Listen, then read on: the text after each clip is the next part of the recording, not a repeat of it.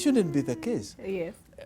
You implement, and then come back and sell to us what you've done. But you know, in all fairness to William Ruto, we did hear President Uhuru Kenyatta get up when they were campaigning and say he'll finish his 10 years, and the next 10 years, William Ruto will take it. So is it now fair for him to to just not outrightly endorse the guy and let the matter settle? You see,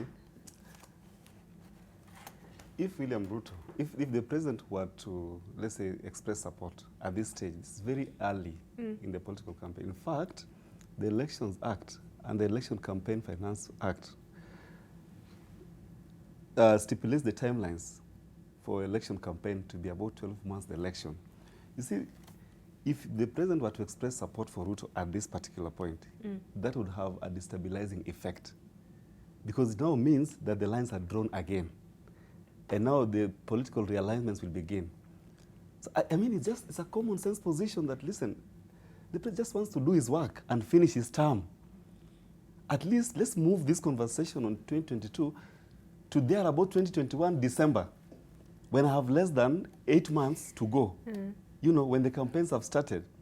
Because right now, I'm just like, I'll be a temporary incumbent, you know, holding in power in preparation for the next person. Not really achieving much, holding the country together. You can do the politics, but at this stage, I think President Uhuru Kenyatta is struggling with some legacy questions. The easiest score which is done so far is uniting the country. I am not an enthusiastic supporter of the handshake, but I also recognize it has benefit. Why I'm saying that is because, you know, the philosophy undergirding the handshake is not well explained. I hope there's still time to explain it. But the short-term benefits are evident. Everyone can see it. There's unity, there's more cohesion, there's better relation between people, between political actors, until people joke that you don't even need, there's even no opposition. The work of the opposition need not to be antagonistic in terms of governance. You just need to check. And anybody can play the role of opposition. Even us here, when you're finding the government, we are playing the role of opposition. I mean, because, you see, checking the government is a shared duty. Even the Mwananchi, in terms of public party, has a responsibility. But this particular point in time, you will never see a moment like this in our history when there's political tranquility. I mean, this is the time Uhuru Kenyatta can deepen his legacy. But it is not Raila Odinga giving him headache. It is his own running mate in 2017 and 2013 that is rushing him to endorse him. Why? I mean, really, why? There are those who argue that William Ruto is not the opposition. If Ruto does not go slow, Kenyans will run out of patience.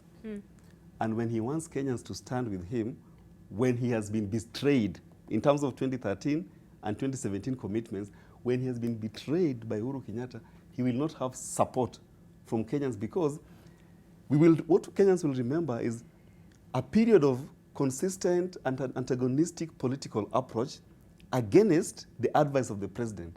And people will ask him, if you antagonize the president in his last days, how much can you do when you're sitting at the top? We will go with someone else. If the president has gone with someone else, we will excuse the president. I think this is just harmful to Ruto himself. Let him go slow, let him relax. In any case, the deputy president has no significant role except to assist the president. Let him be quiet, be still, be calm. Let him borrow something from this CS, Ukuri Yatani, who is very humble in wearing power. Okay. And then maybe, just maybe, he may get there. Okay, we take a break on that note. When you come back, we will be hearing from our panelists on leadership and integrity.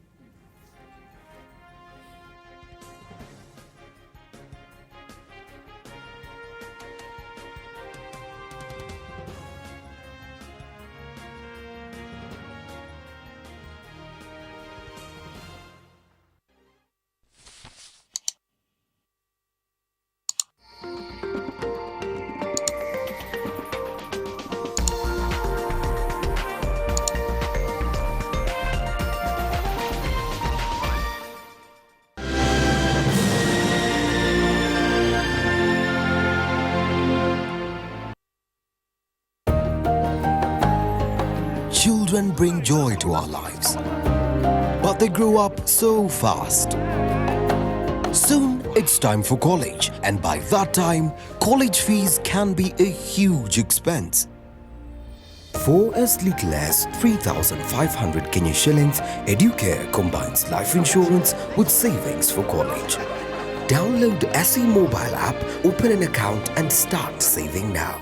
Be life ready. Own a very prime piece of land in Othaya town, 800 meters from Othaya Level 6 Hospital, 800 meters from the tarmac. Utilities like water, sewer line and electricity are available. The piece of land is accessible through an all-weather road which will be tarmacked soon. The land is a 2.3 acre and with ready title deed. For inquiries, call 0758 517 363. Don't miss out on an opportunity to own a very prime piece of land in Nyeri County.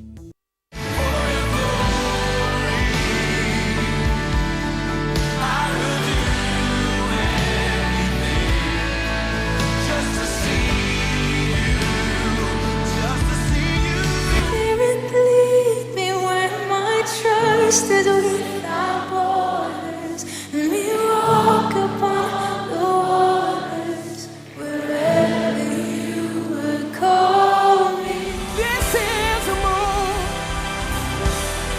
This is a move. If I were you, I wouldn't wait. We are here for you.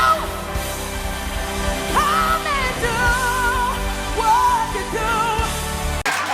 The Wicked Edition. Shortly after it attained world popularity, after it hit, the Chinese intelligence allegedly used an application with similar technology to reunite a man who was kidnapped 18 years ago. This could mean that in 50 years, Kenyans will discover former President Moi's brother.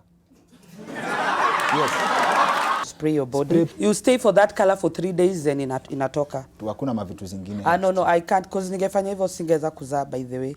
Nothing serious. That explains so many things. Yeah. Ukifanya vitu zingine huwezi get mtoi. So watu wache kublame Otile Brown. The Wicked Edition. Gazeti liloboreshwa la Mwanaspoti linakuletea mengi ya kufurahisha macho na moyo. Kwa taarifa zote za soka, riadha za kusisimua, burudani za kitaifa na kimataifa ambazo zitakukonga moyo, bila kusahau kuvumio na usasa katika fasheni na ulimwendo. Yote haya katika toleo jipya lililoboreshwa la gazeti la Mwanaspoti utakalopata kila Jumanne na Jumamosi na sasa la Alhamisi kwa shilingi 35 tu. Pata toleo lako sasa.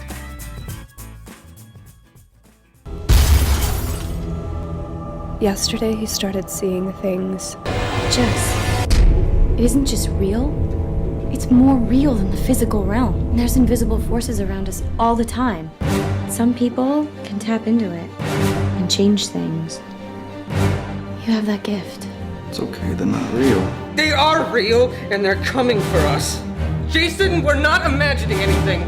They're real, and they hate us. Open your eyes, Jason. Open your eyes!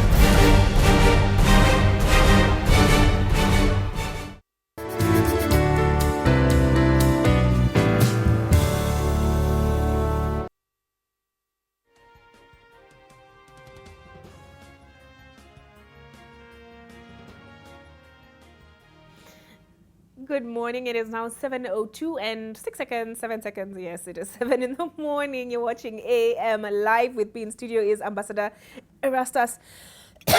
Sorry, I'm battling a flu. Erastus Mwensha. We have Advocate Steve Ogola, and we have Alamin Kimathi. And on behind the lectern is Maria Mbeneka, who will start us off with her presentation on leadership and integrity. You have 5 minutes, Maria. Thank you, Olive.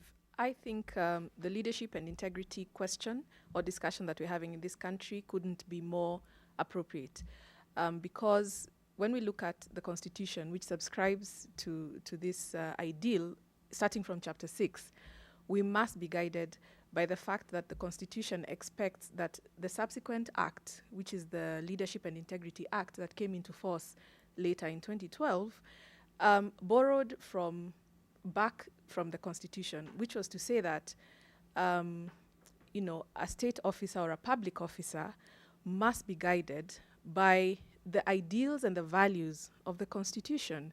So that when you look at Article 73 of the Constitution that talks about, what are the responsibilities of a leader, it's very clear that it starts with something called, humility and respect to the Constitution.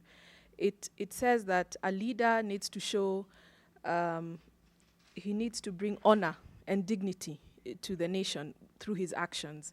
It talks about objectivity. It talks about, basic things that we learn about in nursery school. You'd expect that we would be able to carry these things through throughout our lives, so that when you're taught to say thank you, please, excuse me, these are things that we should not take for granted, that we are actually teaching kids how to speak. These are values that we're inculcating in our little children who become, the adults and subsequently the leaders. So what am I saying? That leadership and integrity is not an abstract term.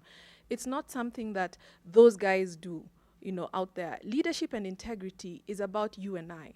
It is about how we relate to people in public office, because if you're a state officer or a public officer, you're not handling your own personal property. You're handling public property. You're handling public finances. So how you relate, or your relationship with what belongs to the public, is really important, so that when you're actually expected to be transparent and accountable, it should not come as a shock and a surprise when you're told to step down, from a position that you hold, because remember, you're holding this position in trust for the public. It is not your God-given right. It is not because I was born in Makueni, therefore I must come to the table as a leader from Makueni. No, that is not the thing. What we are saying is that leadership and integrity is an ethical issue.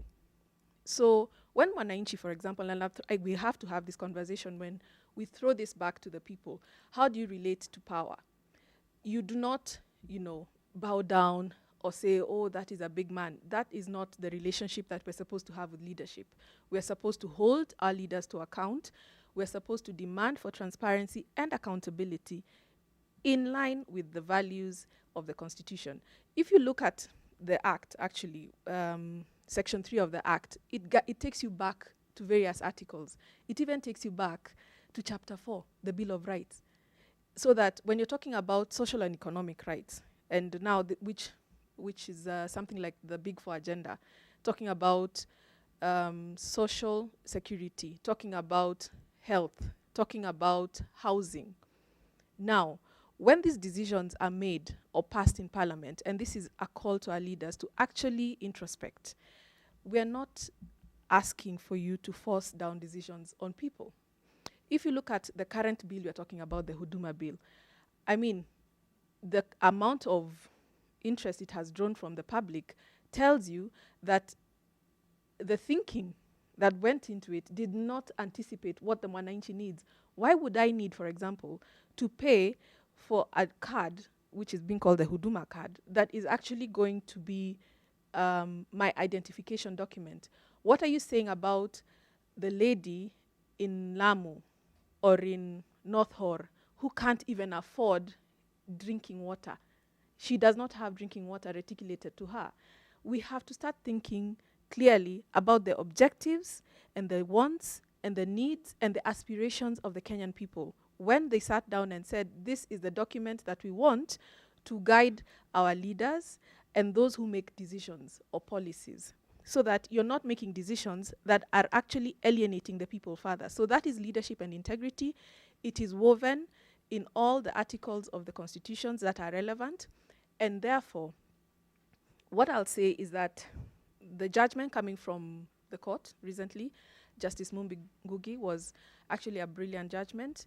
It is about time that we reinforced the understanding that leadership is not a favor. It is a calling, and you must be held to account, and at a very high level. As advocates, we are taught, and we know that Section 4 of our Act expects us to advise the government on what the law is and where we should be heading as a country. So I say that leadership and integrity is not a convenient thing. It is something that we must live and act out throughout. And let us start right from our homes. Thank you. Thank you.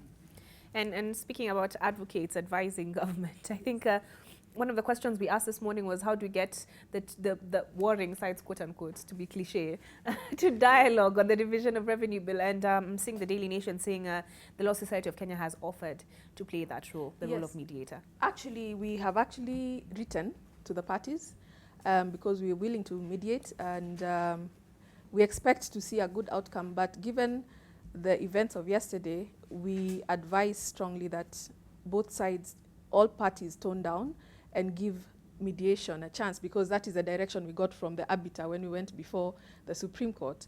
So let's give this mediation a chance to actually work, and instead of taking, strong positions. Okay. Yeah. Thank you. Steve, I will ask you to please take a position behind the lectern.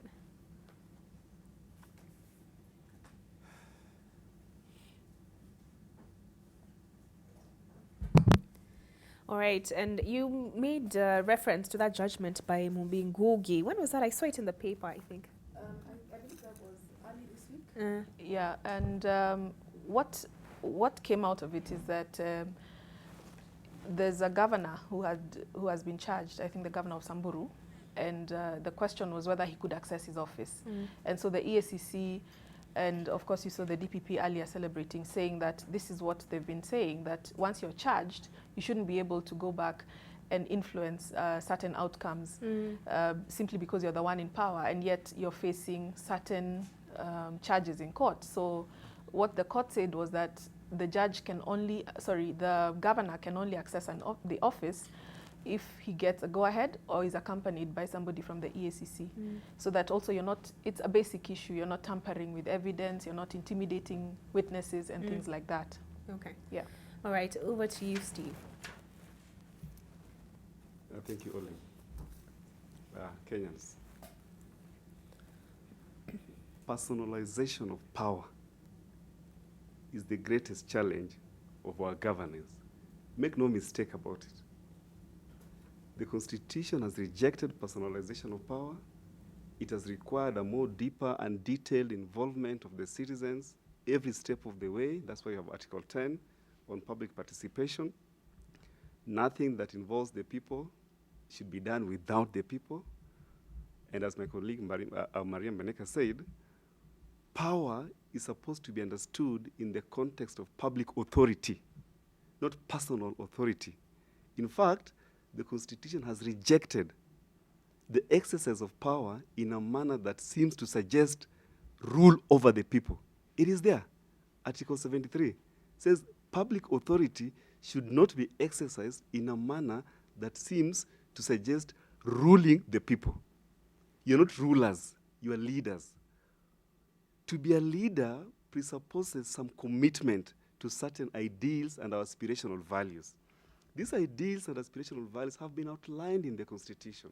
And I always tell Kenyans that the Constitution is our article of faith. This is our organizing document. It is the document that you have committed to each other. It's a power map. It's a document that is supposed to determine how public authority is exercised, first and foremost, to the benefit of those that put you there. It is not supposed to be deployed to the benefit of the individuals that hold those offices. That is what the Constitution has ordained. It has sought to inspire national renewal. You cannot inspire national renewal if you are acting the old ways, the same old ways. If you have rejected the new ideals and you are deepening the philosophy of bad governance and bad manners. If you look at what has happened in this country in the recent past, we have seen governors getting charged. The judgment that my colleague Maria refers to by Justice Mumbi Ngugi bars Samburu Governor Moses Lenol Kulal from accessing his office. Olive, do you really need a court judgment to determine whether you can access your office as an accused person or not? Is this not a common sense issue? Must you rely on court to limit what you can do and what you can't do in the context of governance? If you are exercising that authority to the benefit of the masses, what are you doing in that office? Because you see, public trust is what brings confidence. Confidence is eroded the moment you are charged in a court of law. Why do you insist in accessing that office? Busia Governor Moses Jamong is still in office serving, despite, Sospito Jamong, sorry, is in office serving despite having been charged with corruption-related offenses. To whose benefit is he serving in that office? And how is his presence in that office deepening public confidence? I mean, we have seen Migori Governor Okoth Obado serving despite facing criminal charges, murder. You know, in our constitutional architecture and design, and in terms of criminal law, there cannot be any offense other than treason that matches murder. I'm not saying or imputing his guilt or innocence, no. But I'm saying that there are certain steps, once taken by the Director of Public Prosecution, you must then retrace and reflect and make ways for other people to hold that office to the benefit of those people that are intended to benefit from it. But we are seeing people insisting on leadership. They are insisting on exercising public authority in a manner that outrightly flouts the Constitution. So I ask, to whose benefit are you clinging to that office? Because if it is to my benefit and to the ordinary Kenyans, then the Constitution has provided a short list of what you can and cannot do, and what is the next step if A happens. If you are charged with a criminal offense or a corruption-related offense as a leader, there's an opportunity to demonstrate leadership by stepping aside. Stepping aside. You just step aside. You battle your legal issues. Once acquitted or cleared, the people will express a new mandate to you. And then you'll come back. But why they insist in clinging to those offices? Because they know, and this is just a matter of common sense, they know that once you have power, you can manipulate that office. And that is the problem of governance. Manipulative reading of the Constitution, chaotic expansion of our powers and our mandates, overriding and overruling and countermanding other institutions that are also intended to act independently. What is it, fellow Kenyans, that we can do differently? The solution lies with the voter. Frederick Douglass once said, you cannot appeal the moral consciousness of your oppressor. Power demands nothing, power concedes nothing without demand. It never did, it never will. As long as the arrangement works for those in positions, they will not have the motivation or the inspiration to change or alter their ways, because they have shown us that the Constitution cannot restrain them. In fact, I dare say that the Constitution has a stronger reputation for its symbolic and political value.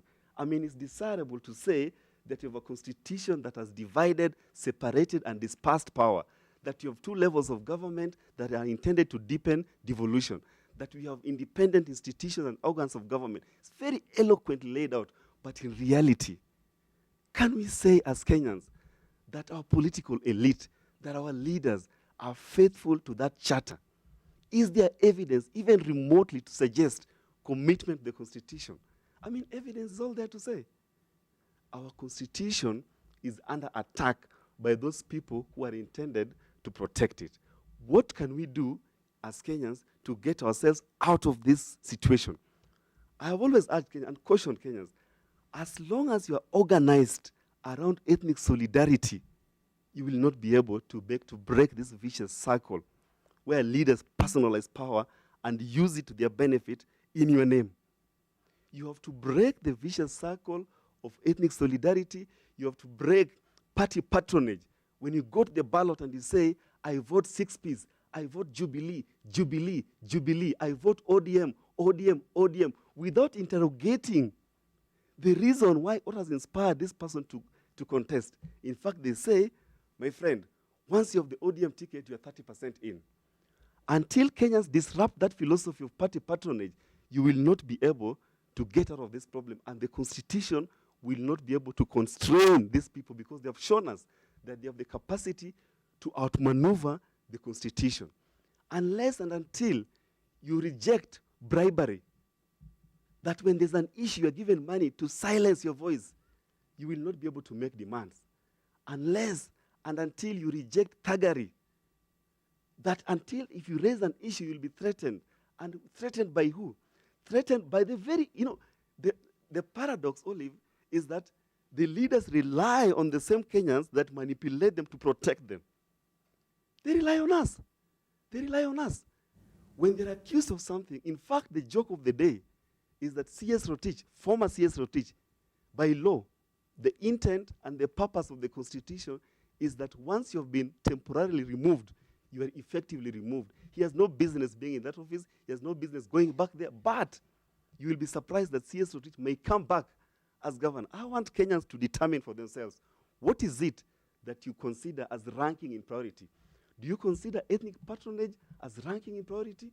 Do you consider political patronage as ranking in priority? Or do you consider the aspirational values, our national values that the Constitution has committed to us as ranking in priority? Choose for yourself what you consider as ranking in priority and act in accordance with your choice. That is my take. Thank you, Steve. And you answered a question I'd asked a bit earlier about, actually Alamin is one who more or less raised it when you talked about this bog, and I asked you, how do we get out of this bog? And you've responded to that. You said the solution lies with the voter. Otherwise, we will be having the same conversation over and over again. Alamin, are you content with your opening remarks, or would you like to add something?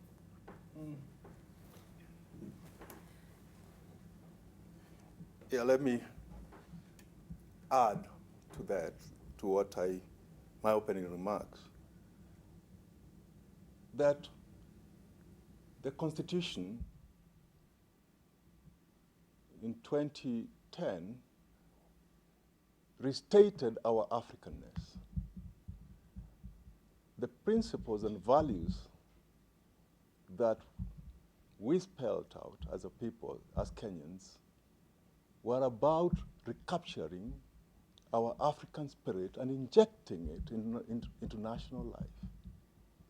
And I think our crisis, our problem is that we've disembarked from who we are. That we've forgotten that we are a people that who have very strong foundation, and that we do not really need to reinvent the wheel when we are talking about building the instruments of state, that our African society provided the basis for our own interactions and actually the way to organize our leadership. When we say that we should not personalize power, the African state, if there was one, because I think there was, had never personalized power. The institutions of state can never be personal properties. They were never personal properties. There was a collegiate kind of, always. And even in our social life is organized communally, and that we know that we answer to each other. We are responsible to each other. And that even punitive measures, well, we didn't even have the police for that matter. We never had courts.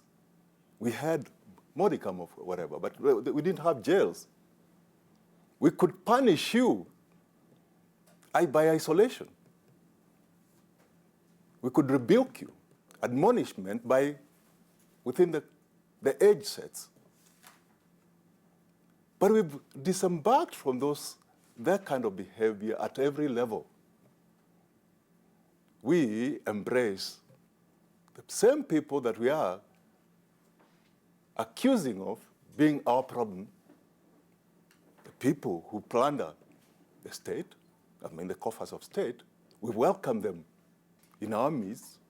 We celebrate them instead of doing what the African used to do. This is a thief, keep him away from society.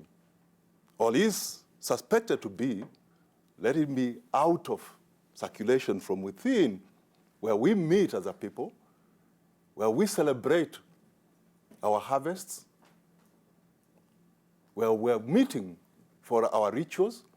He can't sit in there. He doesn't belong there. Until there are certain measures that will. Remember, there were cleansing of such people. translate that into modern day and see what the institutions of state should be doing in relation to the values and principles of the Constitution. When we treat an individual, in fact, you've seen even the public frog marching an individual to a member of parliament or a governor with slaps and kicks. I saw some clips from Madeira some times back. I saw some clips from Mathare in Nairobi. The governor being, some fellows being frog marched to the governor. And the governor doesn't raise a finger to say that's wrong. And even those people who do that, they're not admonished but within the society. There is a crisis. This is not civilized behavior. Until we start realizing that what we are doing, when we individualize everything, we are actually breaking our society. That society that is built around African socialism. So for us to get our house in order, we need to reset ourselves by re-injecting our Africanness in our affairs. We have to look at what do we, as an African community, how are we supposed to relate to each other? So I'm talking to the spirit of Ubuntu. We can't allow the other person to be suffering while we wallow in plenty. My neighbor should not be going hungry when I'm overfed. And that's the same principle that should be cutting across. So that we'll even be asking ourselves about the inequality that we have. And even when we're discussing, we've seen even debates that are coming in now, that there are people who talk about their counties, which we perceive to be counties that have had a lot of, been well privileged in the past. And they keep talking to us about we are marginalized. Could we look at it in the context of that Ubuntu? Are you telling me that I hail from Meru County? Do I really have to be looking at somebody who hails from dry Mandera or Turukana, and I'm trying to say he does not merit that consideration that the revenue allocation gives him, or the Constitution, where we are supposed to look at them in terms of, bridging the marginalization. Where is the Ubuntu in us when we start making those kind of claims? So when we are, trying to take leadership positions in so many of these issues, we also need to revisit our Africanness first and say, does my statement here, how does it augur in sustaining or rebuilding or reconstructing the African state? Thank you. Thank you. Alamin Kimathi, the spirit of Ubuntu. Again, I'm very sorry. It's now 7:27. Ambassador, as you make your way up to the lectern, I want to make a few corrections. Our digital team, there's a tweet which has been attributed to Maria, and I think we wrote infidelity instead of fidelity to the law, and the correct spelling of Steve's name is O-G-O-A-A. Thank you.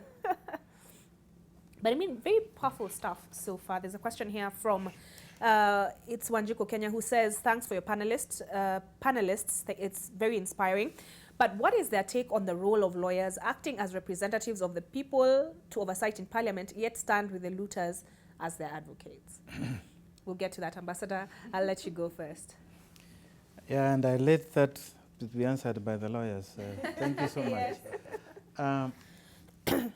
I take benefit from my fellow panelists for what they have said, and I'm going to contextualize my remarks based on the global aspects, the historical context, and where we're going. And I think starting with the global aspects, I dare say very clearly that one author who inspires me a lot, known as Helen White, has written to say, or wrote, that the greatest want of the world today is the want of leaders. Leaders who are honest, who are whose integrity cannot be challenged, and who will stand to truth as the needle is to the North Pole, and that cannot succumb to human pressure. You know, we are a Christian, Muslim, Hindu nation, and we all wear these titles, but we really practice these values where we are situated. In talking about leadership, I'm going to look at, first of all, what are the types of leadership, and how does Africa find itself where we are? And I like what Almina said in talking of how do we reclaim our Ubuntuism. And the context is that we come from either colonialism or slavery trade, so we have always seen some authority out there. And so the types of leadership, you have autocracy, you have transactional type of leadership, like what you have seen now, US and the rest, but you have also exploitative. If I stay with, say, autocracy, you know, we had leaders who were ruling. I mean, you had that colonial power, and you saw the master there. And I think the challenge we are trying to migrate from, this is what Obama said here one time, that Africa, we shouldn't be clamoring for strong leaders, but let's clamor for leaders who understand how systems work, that can protect institutions, develop institutions, develop systems, and help the societies to transform. There is also a type of leadership, like the one that we had Lee Kuan Yew, who looked at his people and they noticed that he needs to transform the society. So he provided vision, but then he put in place situations to make sure that that society transforms. And this is what we should be asking ourselves. What type of leaderships do we have? Finally, you can also have charismatic leaders. Hitler was very charismatic, but what did he do? He led to the World War. So we must then check behind those rhetoric, and we have plenty of people who talk very well, but when you check behind, they are situational kind of leaders who detect, and this is what you're seeing now, the politics of right wings, people detecting because they fear the arrest, or people fearing migration, and so they galvanize society against what looks very good for the people, but what the intention is evil. And so we must always watch about it. But then the question you asked, what are the really qualities of a leader? A leader, first of all, you must have a vision of what you're going to do. And any leader is one who's going to improve the lot of the society. Because that's why you are there, to be a front runner and lead by example, lead by your integrity, so that others can be inspired and then give direction of where the society should go. Is that what we see today? What we are seeing, and I think this is what the question that has been brought out. And I like this aspect of Ubuntuism, because even our legal system we have, I don't know, I mean, I'll ask my fellow panel as well, maybe because they are legal-minded, our systems, and this is what Alamin is saying, was the legal system was to restore the person who held in society, to to bring them back to society. But we adopted systems, legal systems, that dislocated us. We have now this adversarial system that requires punitive kind of arrangement, and therefore, in our Africanness and the systems we are following, there's a contradiction. That is something that we need to continue to say. How can we live or graft the two that we can stay with? Now, coming to the current issues that we are talking about, I think it's important for us then to ask ourselves, where are the deficits? The deficits has been that we have not tried to nurture leaders to prepare for issues like How do you develop succession? Because now we are looking at issues of, say, whether you're talking of 2020. Are we nurturing? Do we develop the leaders? Do we allow them? I mean, if you look throughout, even the Bible context, I don't know about the Quran, but I think it's also true that even when God asks us to assume certain responsibilities, He makes sure that you prepare for it. And to prepare, whether you take somebody like David, who's a hard's boy, you take them through, the baptism of fire, that they have to know the dangers of leadership. Then by the time they assume the seat, they have grown into it. But at the moment, we have leaders who really claw their way up to leadership. You can't go under, misappropriate public funds, steal, come and, talk to the people, identify their needs, contribute to their needs. They elect you. This is what you call clawing to the top. And then once you are there, this is what we call leaders. But is that the true definition of a leaders? Leaders should emerge. In fact, if you put 5 kids together, and if they are of the same age, you will see one emerging of a leader. It is the ideas you bring to the table. It is how you organize that group. And I am not sure that is how what we are seeing. We are seeing warriors that are going to protect our interests, warriors that are going to be transactional to bring the loot home. And I think unless we change that mindset, we really are in deep waters. Right. The solution lies with the people. All right, so I will give you occasion to make any comments you have on those presentations.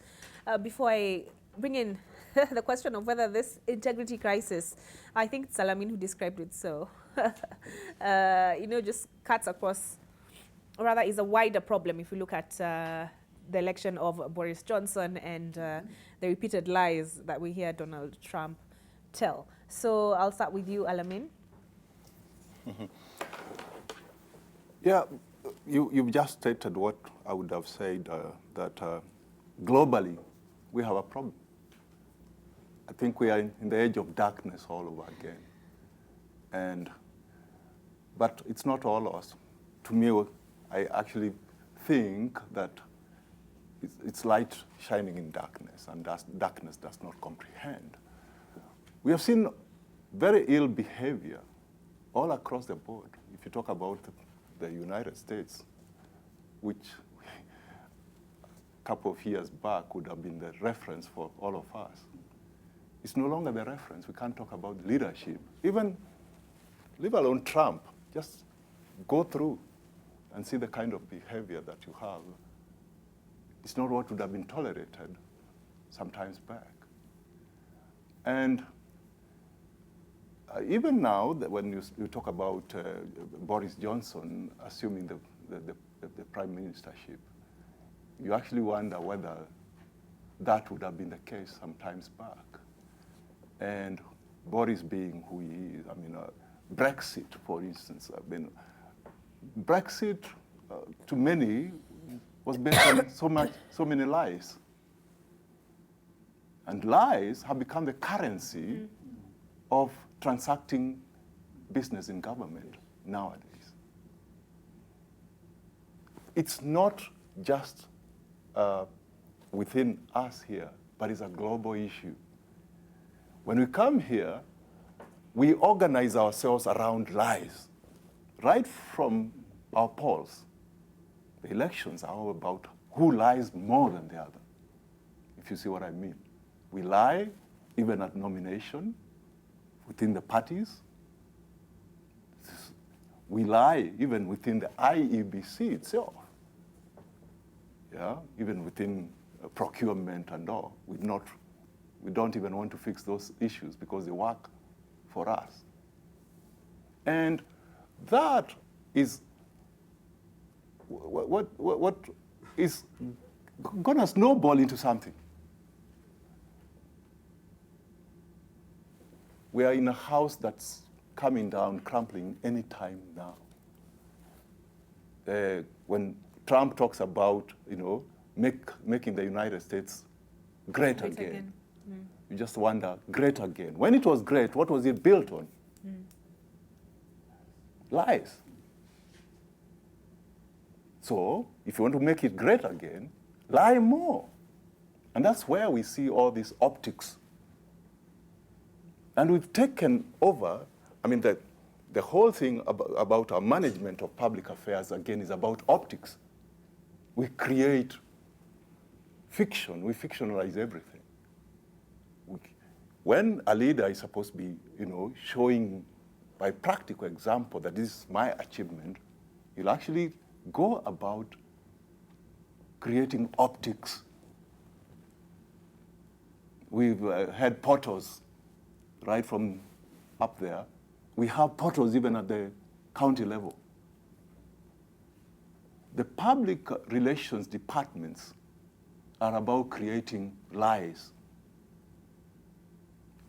We've seen even roads being constructed overnight, and then the next day you don't have any roads anymore. But they have been put out there as examples of development, models of development. So if our leadership is going to be organized around the same principles, I mean, bad principles, that we have to show the people, to push them to believe that we are working, rather than them feeling, and the people would be feeling that you are working when their plate is full. When several things are happening that you are delivering on, they will see it there. But now you're forcing it. You're going to create myths. You're having a lot of, public relations exercises to claim that you are working. There is a problem. Okay. And that problem is not the problem of Cambridge Analytica, where we know it globally. We have our own Cambridge Analyticas that we organize around. All right. You spoke of making America great again. We have this clip of Boris Johnson when he spoke on the floor of the United Kingdom's Parliament. We'll play that in a few seconds for you. He talked about making Britain the greatest nation in the world. And he's a man who's been caught in a number of lies. I'm looking at the Mirror, and they've enumerated them. But let's listen to him first. Mr. Speaker, with permission, I shall make a statement on the mission of this new Conservative government. But before I begin, I'm sure the whole House will join me in paying tribute to my right honourable friend, the member for Maidenhead, for all she has given to the service of our nation. From fighting modern slavery to tackling the problems of mental ill health, she has a great legacy on which we shall all be proud to build. And our mission is to deliver Brexit on the 31st of October for the purpose of uniting and re-energising our great United Kingdom and making this country the greatest place on earth. And when I say the greatest place on earth, I'm conscious that some may accuse me of hyperbole. But it is useful to imagine the trajectory on which we could now be embarked. By 2050, it is more than possible that the United Kingdom will be the greatest and most prosperous economy in Europe, at the centre of a new network of trade deals, which we have pioneered. Greatest nation in the world. Steve, I'll invite you first of all to make comments on the presentations that were made, and then, weigh in on that question of this crisis of integrity and leadership. Why is it that it now appears to be a global phenomenon? Well, within our local context, first and foremost, there's a crisis of governance, but there's not a matching sense of urgency. Why? Because we don't have a settled understanding on what is creating the crisis. Instead of asking what is the crisis, we seem to be asking whose crisis is it? Because if it works for us, it's not a crisis. If it doesn't work for us, then it is a crisis.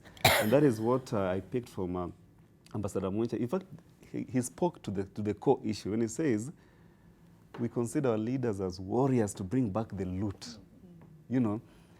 Then therein lies the problem. And that's why this country may remain stranded at the margins of time for a very long time. I mean, time will be running, but we will not be running with time.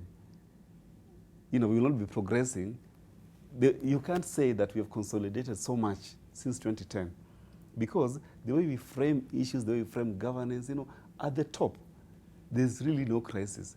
Because I know how I got here, and I know where my loyalty lies, and I know the people that I'm committed to, and those people are happy. So don't tell me how the Constitution, is being violated or is being disrespected.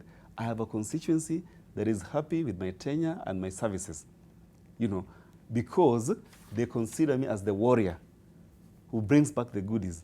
And then everybody struggles to get their own warrior, to go back there, grab something, bring back so we can share. So that if you tell people about constraining, access to public power and authority and the manner in which that power and authority is exercised, there's a lot of reluctance to gather support because of the way we have framed our leadership. And I get what Alamin was saying about Ubuntu. It's about commitment to some higher values. In the African, I think there's a terrible collapse of the African social structure as we knew, as we knew it. In the African social structure, it was about community living. People didn't do things as a matter of right or obligations. They had a sense of responsibility, and it was shared and settled. And that sense of responsibility also extended to correcting. They know, because they're much senior than most of us, that in their time, when they were much younger, they could be punished by anyone. Yes. But right now, because of, as a leading human rights lawyer, I have no problem with, recognizing and respecting basic fundamental rights. But in our present reality, you cannot punish my child, even if you see them doing something which you think is moral and unacceptable, which is very offensive. You probably want to find out who is the mother and put it there, and put it the mother very politely, because of the collapse of that fabric and deterioration of our values, and ascribing to some other values, we have not connected, the Western values, which is reflected in most of our documents, including the Constitution. We've not connected with our own African values. Yes. There is something called legal archiving, which means you are trying to harmonize good things that worked in the past within our cultural context and the present realities, and trying to explain obligations of governors and those in positions of leadership, explain their responsibility in the context of how we would have seen them in the pre-colonial context. So that if someone is accused of bribery and someone has been charged with a corruption offense, the people should feel embarrassed. The community where they come should feel embarrassed that we didn't send you there to embarrass us, to steal from people. We reject you, we banish you, you get.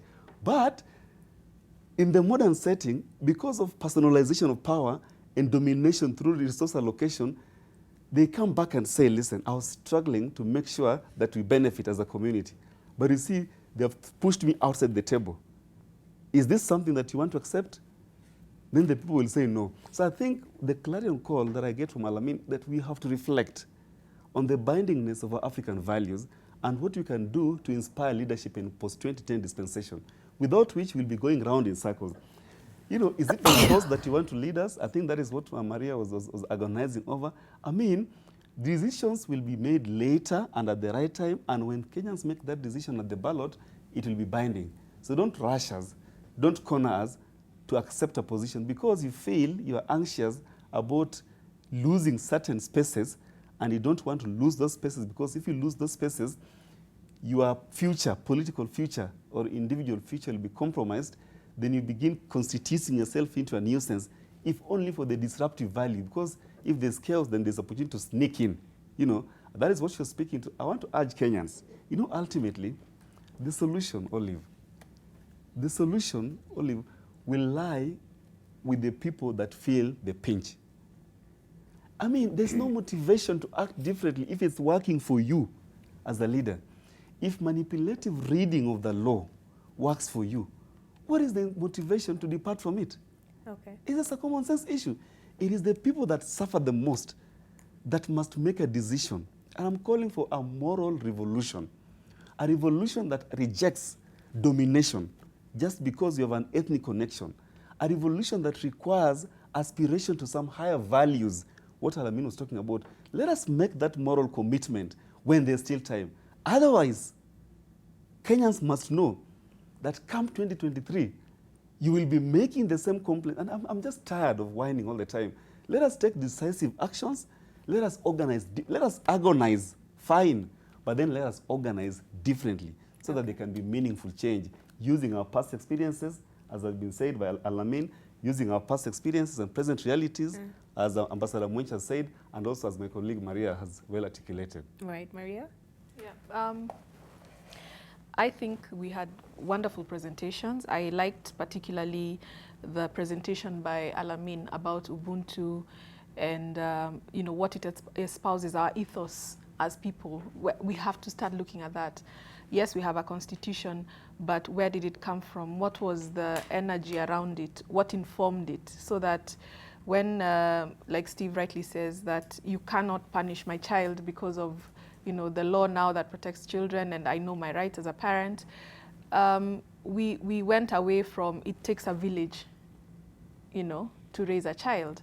And I think we can still do it because we have our children in formal, you know, formal settings, like in the schools. What are we teaching them when they're there? I find it funny that now you have kids who have focused on elections because in schools they have governors, they have senators. It's good that they're familiarizing themselves with an electoral system and how it works, but what are the values that are inculcated to these kids in association with election? When they look at the TV, and if you look at what was happening in 2007, we didn't want our kids to watch television because they would ask you, why is that person bleeding? Why is that person dead? It is associated with an election. So some of these things that we do and not think about, they are actually connected. And they are, at the end of the day, what make us either a nation or people just coexisting.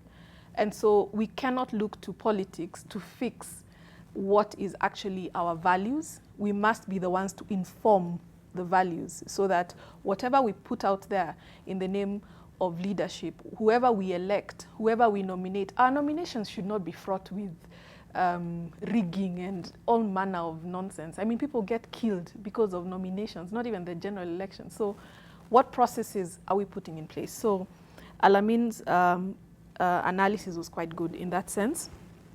My colleague, my learned friend, Steve, talked about having a perfect document for a constitution. And it is wonderful. I mean, it's got everything. If all of us were to abide by this constitution, we would be the greatest country in the world. And, you know, just to make fun of what the Americans and the Brits are saying.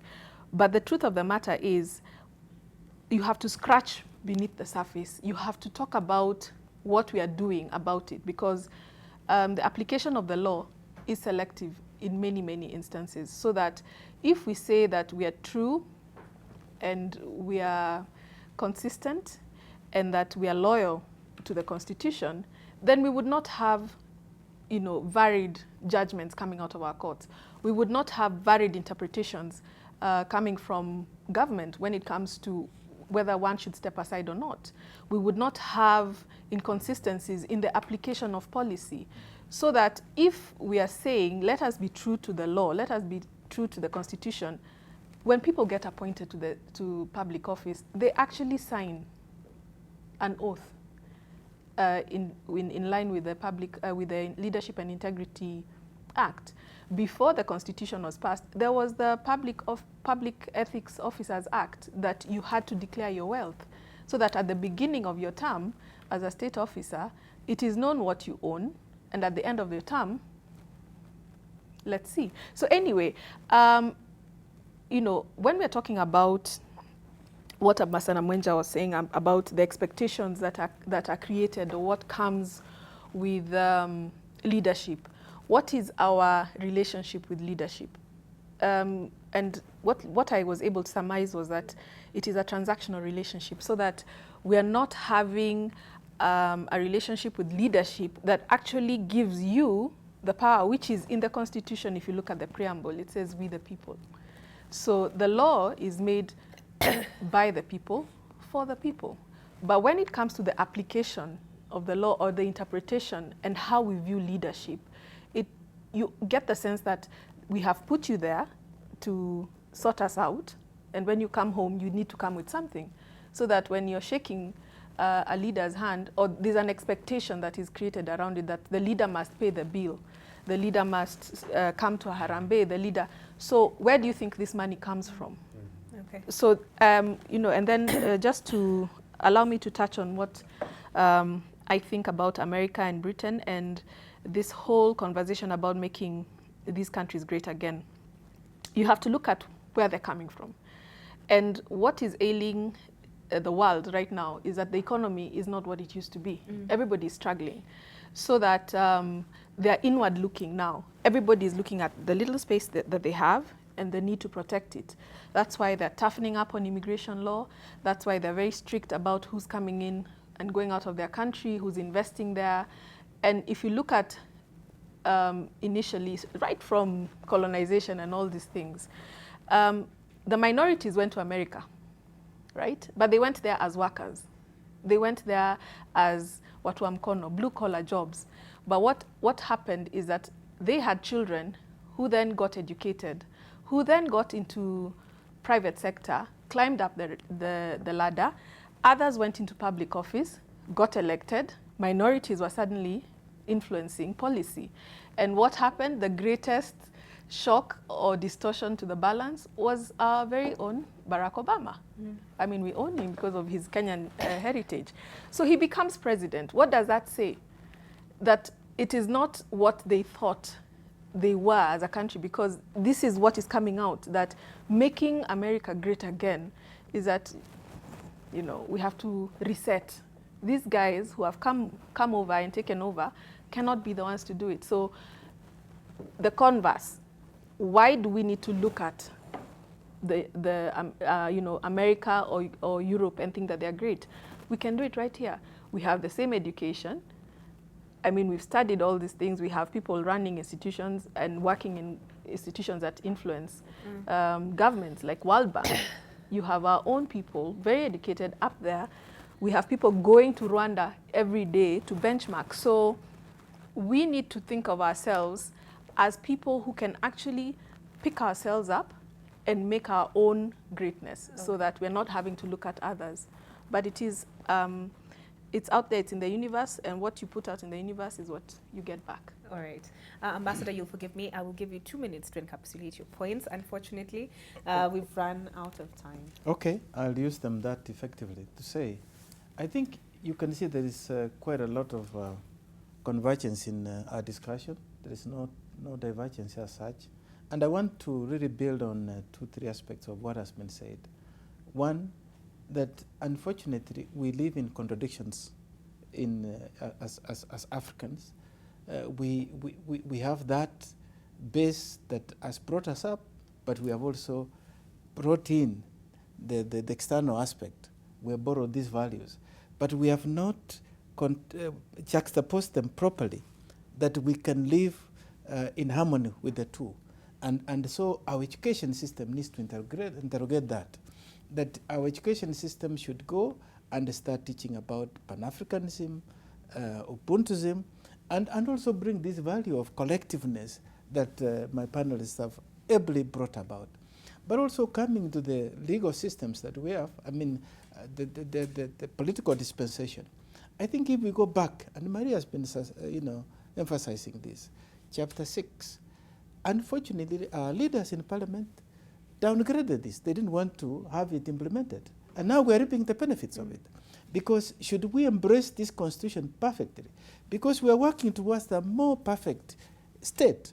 But we cannot work if we know the very tools that we need to use. Had we applied it, we would not find ourselves in this. Because then you would not even cling to the office, you will not do that. You will even understand that the best leader, and this is what is always said, the best orchestra, because that's what the leader does, is the one who leaves the stage when the audience is still on its feet. Yes. Unfortunately for our leaders, they wait to be pushed out. Okay. And that's a very compelling note on which to end this conversation. Heavy stuff. I hear the problem with the spellings of the names was because the digital department didn't get it quite right, but it's been corrected.